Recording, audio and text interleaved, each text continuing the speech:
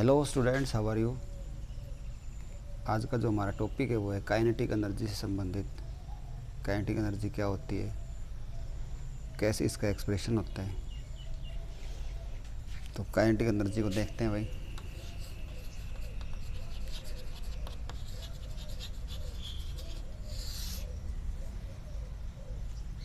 Kinetic energy का मतलब है energy possessed by a body due to its motion.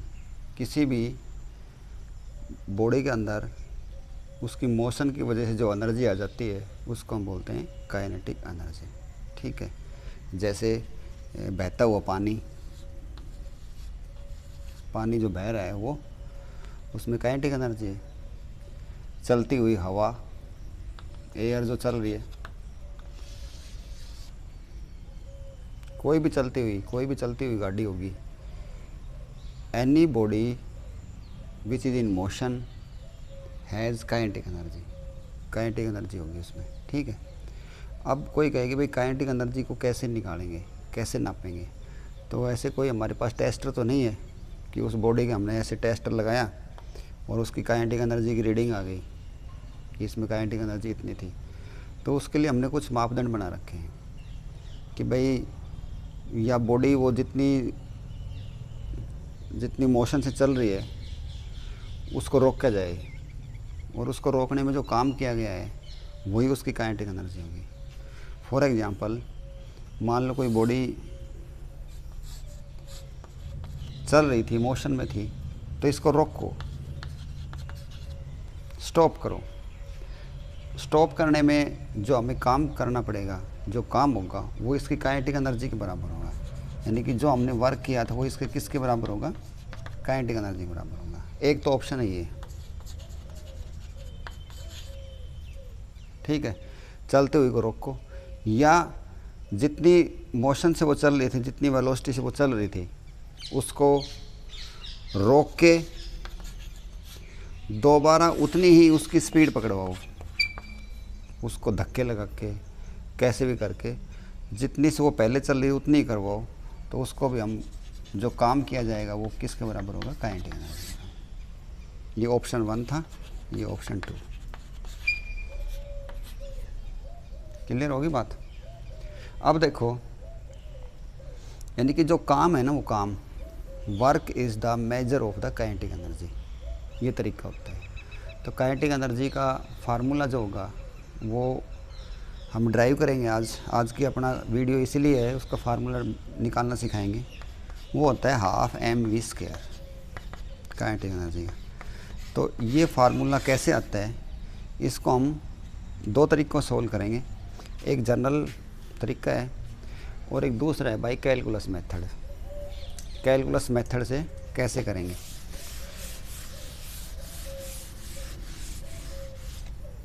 तो दोनों तरीक़ों से देखो। पहले हम जनरल वाला तरीका करते हैं कि कोई एक ये ब्लॉक लगा लो और यहाँ से यहाँ तक m मास का कोई ब्लॉक था, m मास का कोई टुकड़ा था लकड़ी का, उसको हमने उठा के यहाँ से यहाँ रख दिया। देखो, साइंस के अंदर कार्य जब हुआ माना जाता है जब कोई बॉडी कुछ डिस्प्लेसमेंट तय करती है। एक बॉडी यहाँ से चल के यहाँ तक पहुँच गई तो हम कहेंगे काम हो गया है। ठीक है, तो जो वर्क है वो फार्मूला होगा फोर्स इंटू डिस्प्लेसमेंट, और फोर्स का फार्मूला होता है m इंटू ए, ये Newton second law of motion है, F बराबर m में, इंटू डिस्प्लेसमेंट कितनी आई है अपनी s, ये आ गया आपका w। अब हमने एक एक काम करना है। तो अभी 2-3 दिन पहले ही मैंने आपको पढ़ाई है इक्वेशन ऑफ मोशन, उसके अंदर से हम a निकालेंगे। एक ही इक्वेशन होती थी आपकी v² - u² = 2as। तो हमारा जो ब्लॉक था वो इनिशियली रेस्ट पोजीशन पे था, यानी कि उसकी वेलोसिटी कितनी थी, 0, और फाइनली वो यहाँ पे पहुँच गया और आगे भी जा रहा होगा। तो v उसकी वेलोसिटी हो गई, माइनस u तो 0 हो गई, 2as, और यहाँ से a आ गया आपका v² / 2s। ठीक है, और इस a को हम यहाँ पे रख देते हैं, ये आ गया w = m into v² / 2s into s। एक s से एक x कैंसिल हो गया, तो W is equal to half mv²। और अभी मैंने पहले बताया था कि ये जो काम है ना, ये आपको किस में कन्वर्ट हो गया, काइनेटिक एनर्जी में। इस काम को, इस वर्क को, this work is known as the kinetic energy. ठीक है, तो एक तो एक्सप्रेशन था भाई आपका ये वाला। एक इसका दूसरा हम करेंगे by calculus method. Calculus method के अंदर हम इंटीग्रेशन डिफरेंशिएशन यूज़ करते हैं। इंटीग्रेशन क्या होता है, पीछे मैंने वीडियो बना के डाल रखी है, एक बार इसकी शॉर्ट रिवाइज करवाता हूँ। x की n इंटू डी एक्स, इसका उत्तर होता है x की n+1 बटे n+1। और कोई आपसे पूछे ds का बताओ, तो यहाँ पे 1 कर दूँ मैचिंग करने के लिए। यहाँ पे s की 0 लिख देता हूँ, ये आ गया x की 0+1, 0+1 कितना उत्तर आ गया s। तो सीधी सी बात है, जब मैं कहूँ कि ds का इंटीग्रेशन क्या होगा, तो ds का इंटीग्रेशन आपने s बताना है। ठीक है, तो मैंने पीछे भी करवा रखा है, विस्तार से पूरी वीडियो देखें। तो यहाँ पे मैं लिख देता हूँ ds का होगा s। इसी तरह ही v इंटू डी वी का क्या होगा, v²/2। ठीक है, लिमिट पुट कर लेंगे। मान ली इसकी लिमिट होगी 0 से v, तो इसकी जगह हम लिमिट भी पुट कर देंगे 0 से v। एक तो ये होगी बात, ये तो मैंने करा दी है। उसके बाद देखो आगे, इसी में हम कुछ वेक्टर भी यूज़ करेंगे। वेक्टर क्या होता है, ऐसी फिजिकल क्वांटिटी जिसको बताने के लिए दो बातों की ज़रूरत हो, उसको हम बोलते हैं वेक्टर क्वांटिटी। दो बात कौन कौन सी है, दो बात हैं आपकी, एक तो उसके अंदर मैग्नीट्यूड होना चाहिए, दूसरा डायरेक्शन होनी चाहिए। तो उसको दो बात बताने की ज़रूरत होगी। जैसे फॉर एग्जांपल मैं कहूँ कि कोई पूछे कि अभी समय कितना हुआ है, तो मैं कहूँ अभी 2 बज गए, तो सामने वाले की समझ में आ गया 2 बज गए। या मैंने कोई डायरेक्शन की करके दिखानी पड़ेगी, नहीं होगा ना ऐसा। ठीक है, अगर कोई बाहर से अब कोई आदमी आए और पूछे कि हमें तो फलाने स्टेशन पे जाना है, तो मैं कहूँ कि आप 2 किलोमीटर चले जाओ, तो पहुँच जाएगा? नहीं पहुँच पाएगा। उसको साथ बताना पड़ेगा कि आप 2 किलोमीटर चले जाओ उत्तर दिशा में, दक्षिण दिशा में, जो भी दिशा होगी हमें साथ दिशा भी देनी पड़ेगी। तो इसको तो हम बोलते हैं मैग्नीट्यूड और इसको हम बोलते हैं डायरेक्शन।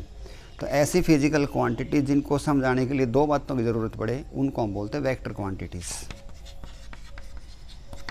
ठीक है, या सिंपल वेक्टर्स भी लिख सकते हो, वेक्टर्स। तो वेक्टर्स जो हमने फिजिकल क्वांटिटी पढ़ी थी, उनमें काफ़ी वेक्टर्स भी हैं, स्केलर्स भी हैं। तो ये तो मैं एक अलग वीडियो बना के बताऊंगा। फ़िलहाल आप याद रखो कि फोर्स जो है एक वेक्टर क्वांटिटी है, और इसका जो मैग्नीट्यूड होता है वो हम लिखेंगे कैपिटल F से। इसके अंदर दो चीज़ है, देखो ये जो तीर का निशान है, इसके अंदर दो चीज़ छुपी हुई है, यहाँ से यहाँ तक प्लस ये वाला, ये है मैग्नीट्यूड और ये तीर क्या है, डायरेक्शन। तो ये दोनों चीज़ों को मिला के हमने एक एरो बना दिया। तो वेक्टर की पहचान किससे होती है, एरो से। इसी तरह डिस्प्लेसमेंट में भी डायरेक्शन होती है, देखो। तो डिस्प्लेसमेंट भी कैसी क्वांटिटी है, एक वेक्टर क्वांटिटी है।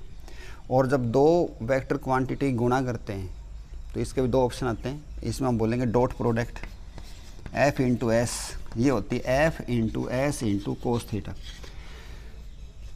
F इसका मैग्नीट्यूड है, ये वाला इसका मैग्नीट्यूड है, मतलब मान है ये, और इनका एंगल है कोस थीटा। ठीक है, फिलहाल इतना से ही काम चलाओ, आगे मैं पूरी विस्तार से वीडियो बनाऊंगा इनकी। अब देखो हम उसको सिद्ध करते हैं, अपना जो पर्सन है उसको सिद्ध करेंगे कि भाई कैसे आ गए वो half mv² by calculus method. तो इनको हटा देता हूँ सबको।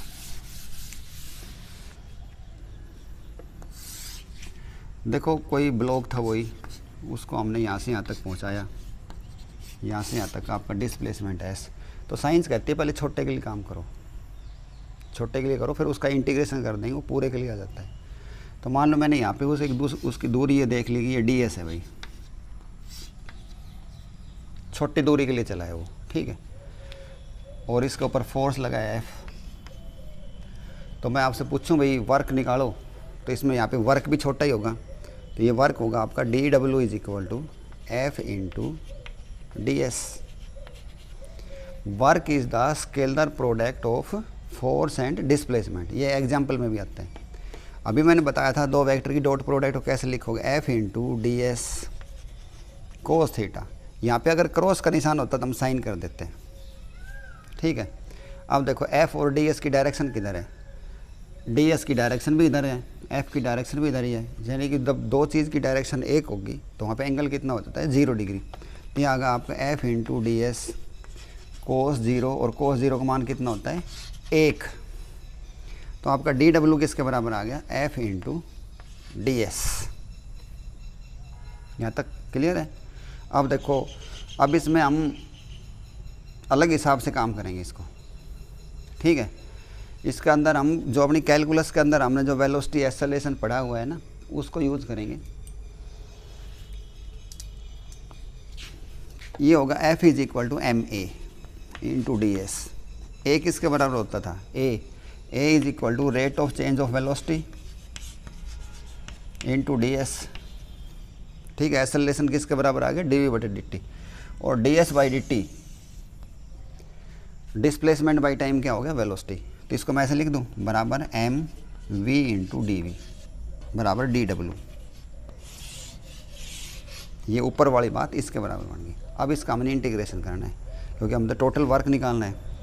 ये वर्क एनर्जी में कन्वर्ट होगा, तो ये इंटीग्रेशन हो गया। देखो डी डब्ल्यू का क्या आगा डब्ल्यू इज इक्वल टू, शायद दिखाई दे रहा होगा बोर्ड पे, और यहाँ पे इसका उत्तर कितना आएगा v इंटू डी वी का। यहाँ पे n का रोल कौन कर रहा है 1, तो इसका उत्तर आ गया m is equal to V square by 2, V square by 2, ठीक है। क्योंकि जो पावर होती है उसमें उतना ही जोड़ के उतने से भाग करना होता है। उसके बाद देखो आगे इसकी लिमिट कहाँ से कहाँ तक होगी 0 से v, 0 से v। जब लिमिट पुट करोगे तो क्या होगा upper limit minus lower limit, तो अपर लिमिट v की जगह v रखोगे 0 हट जाएगा। तो आपका w किसके बराबर आ गया हाफ एम वी स्क्वेयर, और ये वर्क किस में कन्वर्ट हो गया है काइनेटिक एनर्जी में, हाफ एम वी स्क्वेयर। तो इसको हम दोनों तरीक़ों से डिस्कस कर लिया है, सिंपल तरीके से और बाई कैलकुलस मेथड से। जो 10+1 के विद्यार्थी हैं उनको कैलकुलस मेथड भी है और दोनों मेथड दे रखे हैं। तो उम्मीद करता हूँ काइनेटिक एनर्जी के बारे में जो आज मैंने बातें बताई आपको समझ में आई होगी। थैंक्स।